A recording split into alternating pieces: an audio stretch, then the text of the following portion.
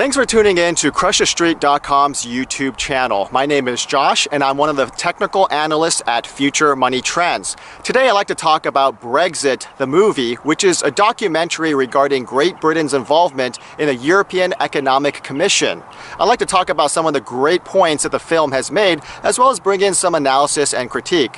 Finally, I'd like to bring in all these things together in a broad conclusion. So, should the UK leave the European Union? When watching the film, the answer is a resounding yes. Great Britain used to be an industrial powerhouse until government regulations started putting onerous liabilities on various industries and companies. Since World War II, Great Britain has never looked the same economically, while they have been surpassed by all of its European partners. Let's face facts here. The European Union is basically affirmative action on a mass scale. What happens with the European Union is that it took some of the productivity of Great Britain and redistributed to other European partners that simply did not have the capacity to compete without this artificial help, this artificial assistance. And this is the same principle as affirmative action. It's taking productive members of society and redistributing their wealth to other members of society that may not have the desire to be productive members. BREXIT, the movie, makes it abundantly clear that government regulations, specifically the ideology of protectionism, is what killed the British economy. Protectionism works in theory. Basically, British companies and industries were sheltered from international competitors. But in practice, this created laziness among those British companies because they knew that they were being sheltered from competition. They didn't have to produce goods and services of a higher quality. Whereas international competitors, they saw that British companies were being sheltered. They knew that in order to beat the tariffs that were imposed by the British government, that the international companies and industries, they had to produce goods and services that were so competitive, that were so compelling, that British consumers were willing to pay the higher import prices to acquire those goods.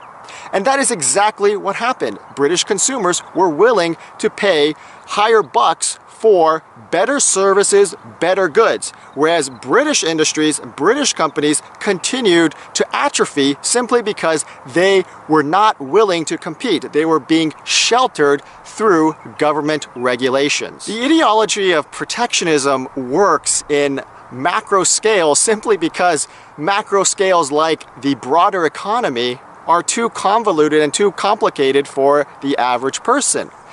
But let's bring it down to another example that most of us understand. What if protectionism was used in sports? Can you imagine that your favorite sports teams selected people, selected athletes based upon certain characteristics other than their performance? How badly would those teams perform?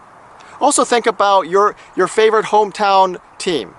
Imagine that the league of whatever sports league that team is a part of, imagine that the league said, okay, you no longer have to compete against the other teams. You have a free road to the playoffs. Now that may sound great for that particular home team, but what ends up happening is that as soon as they get into the playoffs, that team gets pummeled because the other teams are competing against each other. They are developing their skills. The home team is basically sitting at home watching TV and not practicing and not being part of a competitive environment. So as soon as they get in to the playoffs, again, they get pummeled. Now, of course, BREXIT, the movie, is not without its faults. One of the things that I wanted to point out is that the British economy back during the Industrial Revolution, that didn't happen simply because there were no government regulations. You have to understand that this was a completely different time period. There were no such thing as the emerging markets. The emerging markets basically were still stuck in the Stone Ages. So this Industrial Revolution was basically a revolutionary paradigm shift in how business was conducted. And regulation or no regulation, that revolution would still likely have occurred. The other point that I want to address, and this is far more critical, is that regulation in and of itself is not the enemy. Rather, there should be a balance. Let's look at it this way. There are certain industries that must be regulated by the government. For example, healthcare.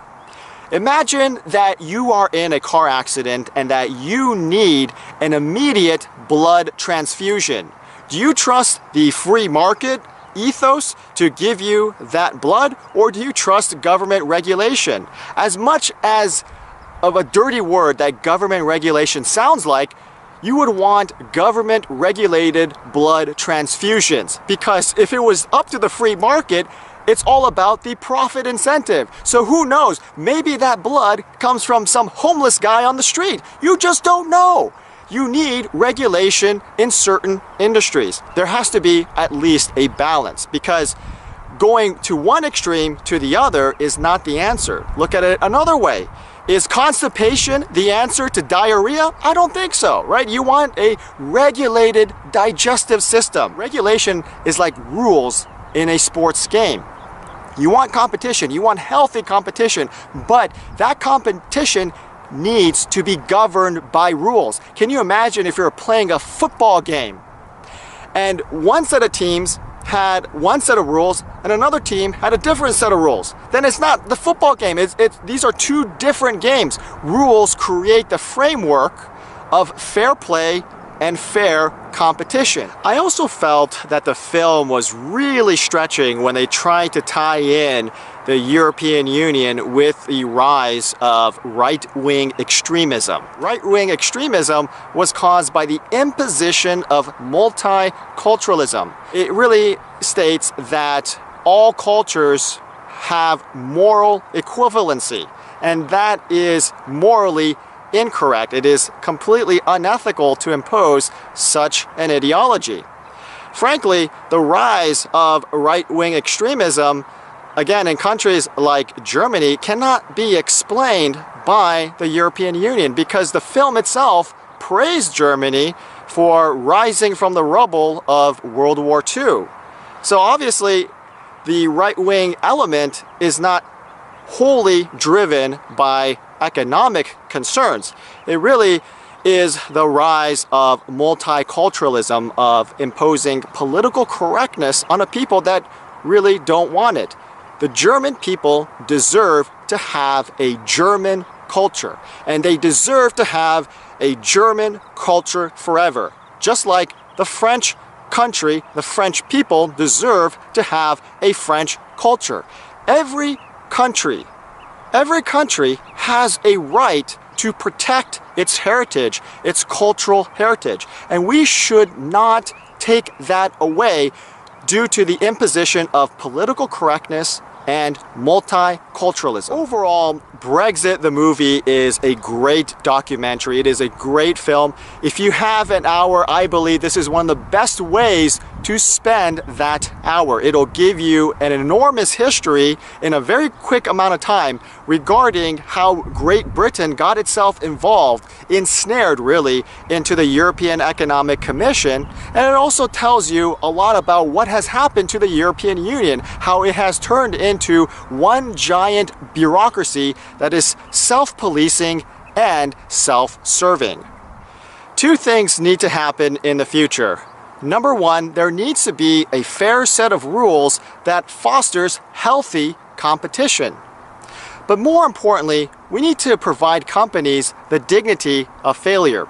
We have seen that protectionism, all that it does is that it leads to the production of inferior goods and services.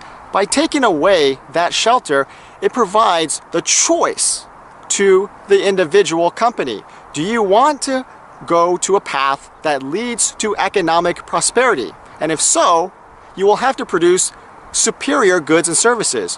Or do you want to continue doing the business the same way that it's done? It's been done under protectionism. If so, you can make that choice. But we all know where that path leads.